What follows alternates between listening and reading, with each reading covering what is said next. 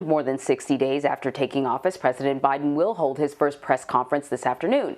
And it comes after two mass shootings in the U.S. that have put the nation on edge and a potential humanitarian crisis building along the southern border. So CBS's Elise Preston is joining us now from New York to talk more about this.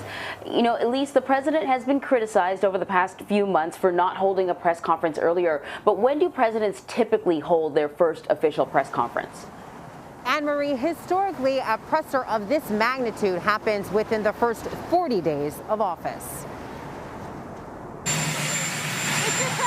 President Biden is holding the first press conference of his presidency today. Mr. Biden is expected to promote his coronavirus relief bill and his administration's success in ramping up the vaccination effort. 100 million shots before my first 100 days in office.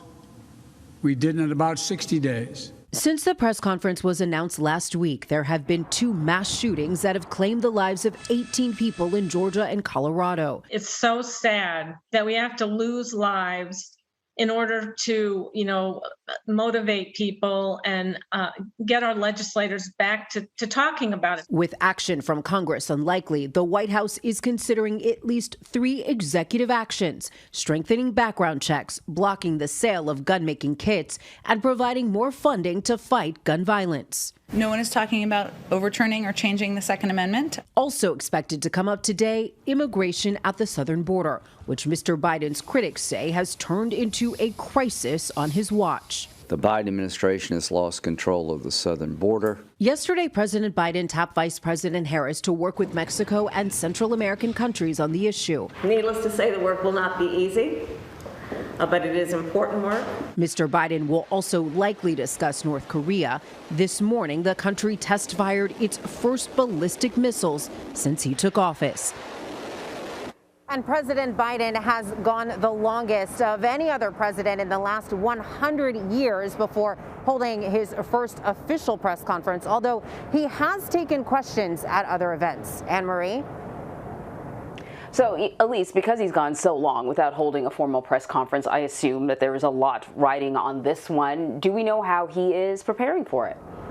Well, the president has reportedly been studying for days, even holding informal sessions with his team, trying to get prepared for this press conference. As you mentioned, this is a long time coming, and we've heard from President Biden, but it's been in a formal speech with a teleprompter and a singular message. This is the first time he is addressing the nation as president as reporters fire questions.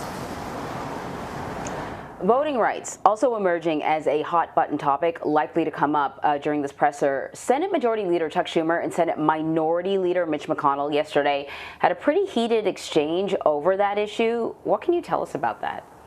Well, Anne-Marie, since Democrats control the House, the Senate, and the White House, they've been working throughout this presidency to get voting laws changed. Now, Democrats want to see a more uniform voting policies throughout the country. And Schumer, he used very descriptive language in reference to these laws that we've seen pop up in states in recent years. He actually likened them to Jim Crow laws. Mitch McConnell fired back. He accused Democrats of harassment and intimidation, and he said that if their plans were to go through, it would be a nightmare. Republicans want voting laws to remain a state's issue. Anne-Marie? Very interesting. Elise Preston, thank you so much.